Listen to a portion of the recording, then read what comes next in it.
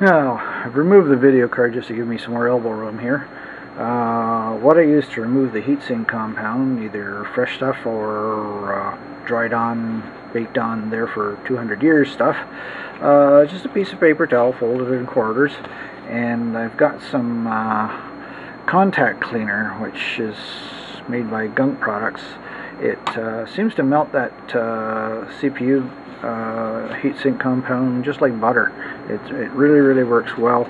Sometimes you have to use a small screwdriver or scraper to get the really gunked on stuff, but most of the time it just melts it, and just keep turning the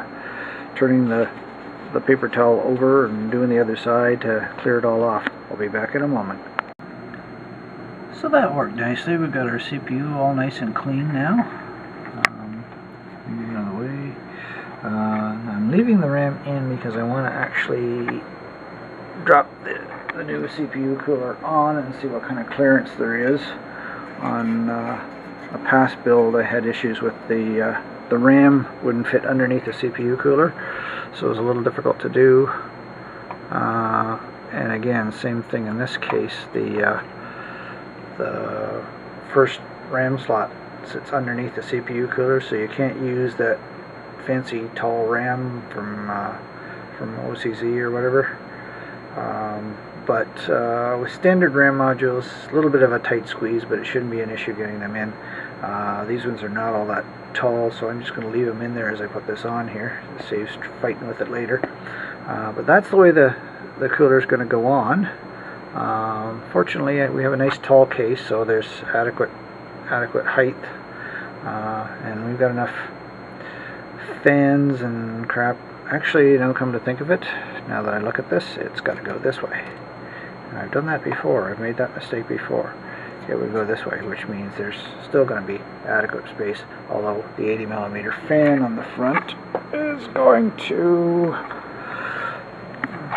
bring that out over top of the first two RAM slots, it looks like. So clearance is still going to be a bit of an issue, but hopefully not too much of one. I'm just going to leave the RAM in there for now. Okay, I got the case back upright, and we're looking at the back part of it. This build is using the NZXT Phantom case. Pretty nice case for like an enthusiast case. As you can tell, it's bright red. I think they come in white and black as well, with different color accent trims. But nice big opening in the back plate for accessing the CPU. No problem getting that bracket on the back here at all. And fairly adequate and open on the inside. Your hard drive bays are all big 120mm fan in the front to cool those hard drive cages. Rubber grommets for where the wires go through makes it nice and neat. You can't see it with the light in the wrong spot, but makes it nice and neat, so all the wiring can tuck out back and be wire tied in behind where all the mess of wires is. But all in all, you can do a fairly neat build with it, and it's all modular. It all comes apart. This case was so dirty, I pulled all the panels off it and gutted the inside and put it in the bathtub to spray it down with water and let it dry for a day or two before I put the system back together. But all these panels are just snap-ons. They pop off, and your controls for your heat and for your controls for the fans and USBs and power switches are all top mounted, and that assembly stays there when you pop the cover off, so it makes it nice. Spot for two 40mm fans in the top. Comes with one, but you can add a second one if you so desire. Or nice spot for a big H100 radiator or whatever that takes two 120mm fans. You can mount one of those in there fairly easily too. Okay, so I'm going to try to put this bracket on, and I will need two hands, so I think this is the end of, whoops, back to that again. So this is the end of this part. We'll come back again when I get the heatsink mounted. Just a side note, it doesn't look like this is going to be the easiest thing to do. According to the instructions, we have to use those guys. Let me put it back in there for a moment. We have to use those screws, and they go through the back plate, and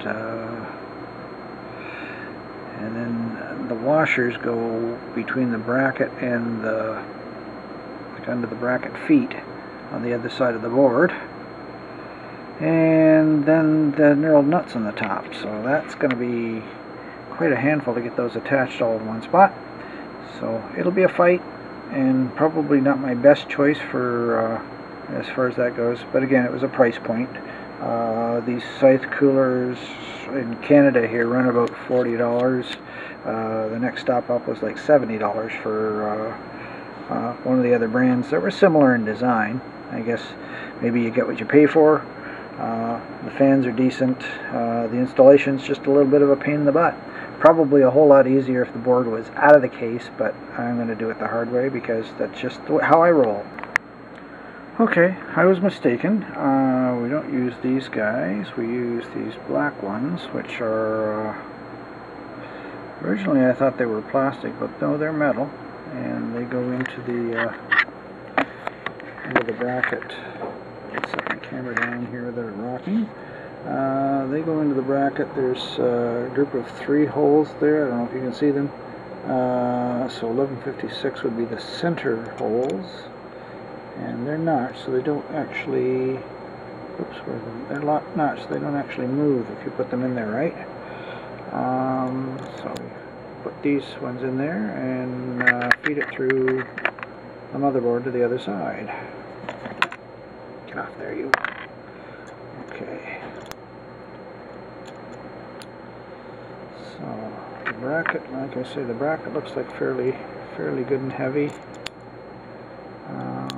So long as the screws stay in the right place, we should be good to go. Well, I've just learned an invaluable lesson. If you read the instructions, sometimes you find information out that wasn't really evident at first. Not going to be as big a fight as I thought. Number one is that the little rubber washers that came with it slide onto the screws that go in from behind, and there's a notch in about the center point in the screw that the rubber washer fits into, so it basically holds those screws in place, at least as a friction fit, until you get the cooler up in place, and then you tighten it down from in behind. And the screws go into these little guys, which are kind of like a hex head thing, and they fit into, again, we're dealing with the 1156, so it's got to fit into the middle of the 3-hole setup, and it actually has a notch that the hex of the nut fits into the channel so that it holds it from spinning, and you get it in the right spot, which I'm having trouble doing. And again, it's not in the right hole. Part of the problem with this is that I'm trying to film and do this at the same time, and I really can't see what I'm doing.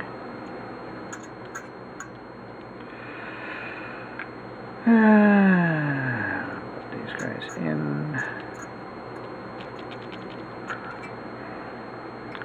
Okay, and then these nut rings go on the outside from the bottom up, so we can tighten them down pretty good. I'll be back.